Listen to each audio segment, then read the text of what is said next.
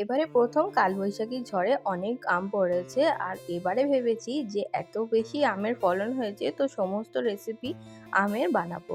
তো তার জন্য দেখো আজকে বানাচ্ছি আমের আচার। তাই জন্য সকাল থেকেই প্রচুর পরিমাণে আম পেয়েছি। আর ভোরবেলা উঠে আমরা আম কুড়াতে গেছিলাম, যেহেতু কালবৈশাখীর ঝড় রাত্রিবেলাতেই হয়েছে। ঠিক 12টা নাগাদ ঝড়টা আরম্ভ হয়েছিল আর শেষ হয়েছিল প্রায় 3টে এরকম সময়।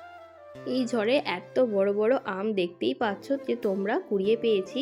যেহেতু এটা আষাঢ় মাসের আম, আগেই পড়ে গেল, তো এখানে নষ্ট না করে চলো তোমাদের সঙ্গে একটা কাঁচা আমেরই আচার বানানো যাক।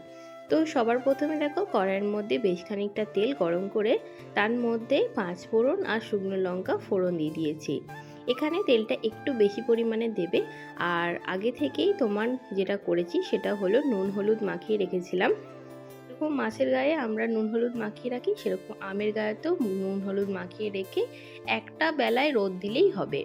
আর উপর থেকে বেশ খানিকটা দিয়ে দেবে সর্ষের তেল। তাহলে কোনো রকমের দেখবে আমটা দলা পেকে যাবে না। এরপরে নাড়াচাড়া করে নিয়ে আস্তে ধীরে ভালোভাবে ফুটিয়ে নিতে হবে।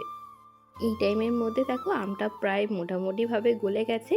আর গ্যাসে যেহেতু করিনি, এটা যেহেতু উনুনে করেছি, তাই জন্য খুব আস্তে ধীরে আমটা যেহেতু কাঁচা ছিল তাই জন্য গলে গেছে। দেখো এখানে আমি বেশ খানিকটা গুড় দিয়ে আস্তে ধীরে নাড়াচাড়া করে নেবো।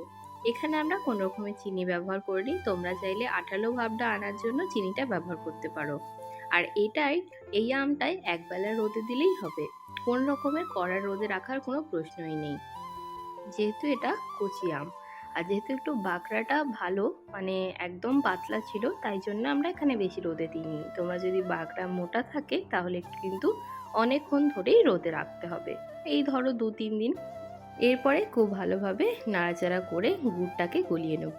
অবশ্যই কিন্তু আমি এখানে আঁচে করেছি, তাই জন্য আঁচের লো যেটা একদম কোনো রকম জাল না দিয়ে আস্তে ধীরেই কিন্তু এটা করে নিয়েছি। তাতেই দেখবে আচারের টেস্টটা অনেক বেশি ভালো আসে। আর আমটা কিন্তু ছিল প্রচণ্ড টক।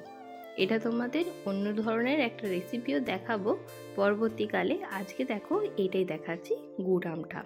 দেখো গুড়টা ভালোভাবে আমের সঙ্গে মিশে একটা জেলি মতন হয়ে গেছে। দেখবে একেবারে কালো হয়ে গেলে তখন বুঝতে পারবে যে গুড় আমটা একেবারে হয়ে গেছে।